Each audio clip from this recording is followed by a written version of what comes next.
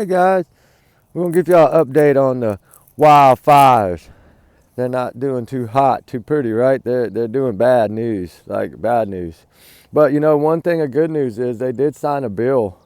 I just got the alert about 10 minutes ago that said they were able to sign that $2.5 billion deal to help. You know, I don't know, I know that's probably a drop in the bucket compared to what all they're gonna have to rebuild and fix, right? But you know, what is it, almost 20,000 properties completely gone, maybe 3,000 damaged plus, right? And, you know, a lot of the times when something burns halfway, it's not like you're going to be able to save it. Usually you're going to have to tear down the whole thing and start over, right? Because of the smoke damage, and you're never going to get that smell out of there for one, especially homes, right? I mean, I'm sure all y'all have burned something on the stove every now and then on accident, and the smell kind of stuck around for a week or two in your house, and you kept smelling it, and you changed your air conditioning filter and it was still there, and you're like, man, I don't know. It's happened to me one time with a pot of beans, and that is to me one of the worst smells to get out. And you know, that wasn't even nothing burning but just something in a pot.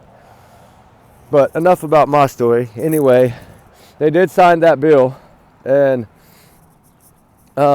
that's going to help a little, right? That's a little bit of a drop in the bucket, but at least it's something. But we still need to get to the point of getting these things completely under control, right? Because we know, Ruby, we're not searching today. I got to go to work. She just thinks we're going to go move around, but we're not. I have to bring her to town and take her to my mother's usually. I can't always take her out to the rig. Sometimes I can, but sometimes I can't. But today I can't because we have meetings. But, you know, it's to me, I don't know if somebody started these fires or not. We don't know that yet. You know, they kind of came out as speculation for a little bit, and you know, we know that people were doing little dumb things in the city like looting, stealing, lighting little things on fire. But as far as the big fires, the first fire, the Palestinian fire, I don't know. And it's possible, but I mean, I don't really know for sure. But you know, we hopefully we'll know eventually. But you know, I'm wondering, was it intentionally lit or not? You know, that does bother me because now we got another one. That means that's 28 unalive right now. And still, I think up to 16 missing, not counting some of the other counties that we don't have a number yet. And they still haven't been able to go back into some of these areas. Some of the areas are getting open, but some of them aren't, right? So we still don't know how bad that number is going to climb. But it's truly heartbreaking at 28. That's too many.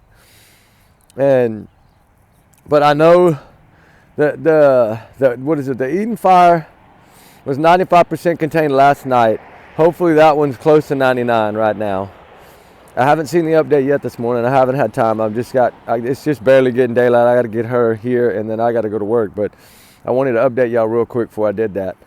But that other fire, the new fire, the Hughes fire, that was only 24%. I think it's 29% right now contained. So that means they gained about 4% overnight, which is not bad. And now the rain's supposed to be coming.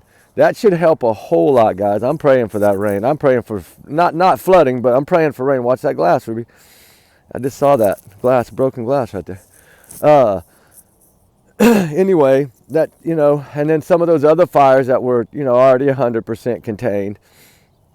But to see the amount of structures, over 20,000 structures gone. You realize that is a lot of structures gone. That's not counting the 3,000 something damaged. And that's just in those two fires, right? Still, all in all, there's other damages in the other fires. So we don't know those yet. They haven't really discussed a lot of that yet. So, you know, I keep looking for it, and I keep talking to my buddy there. He's a magic man. He's been helping a lot of people there, and he's an amazing guy. He's just trying to help anybody and everybody. Get them out if they can't get out. You know, if they want to get out, he's helping them. And he done lost everything in this fire. And he's still out there helping, right? And that's amazing. It truly is. And if the winds would just die down and stay down instead of keep changing every few hours, you know, that's what worries me about this storm.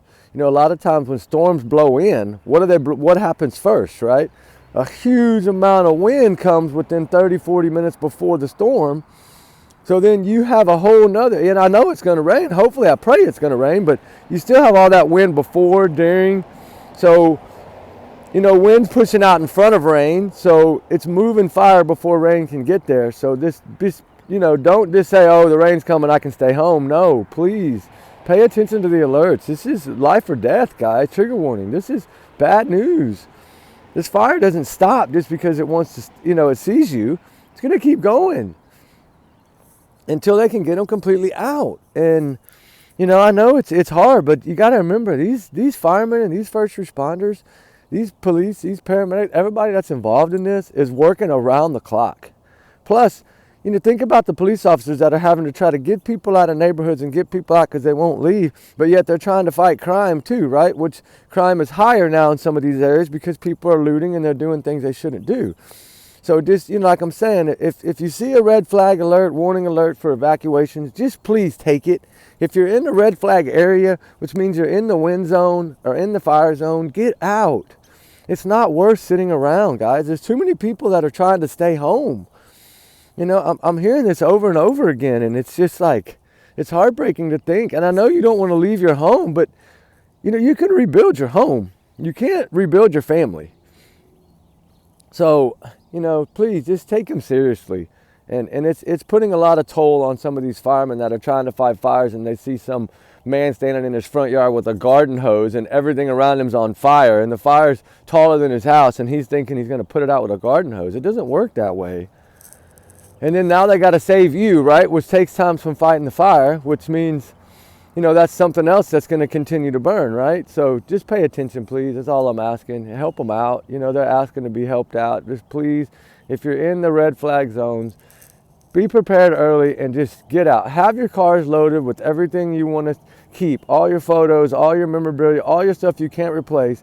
Put it in the car and have it ready to go. If you're within 25-mile circle of any of these fires.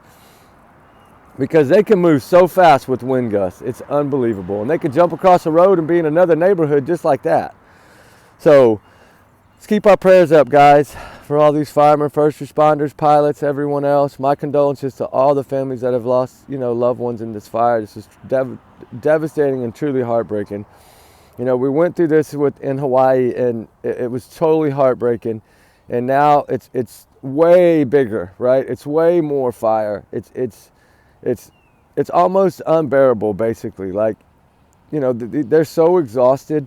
And from what I'm hearing, they're like dragging to get out of bed from a 3 or 4 or 5 hour sleep to try to go fight fires.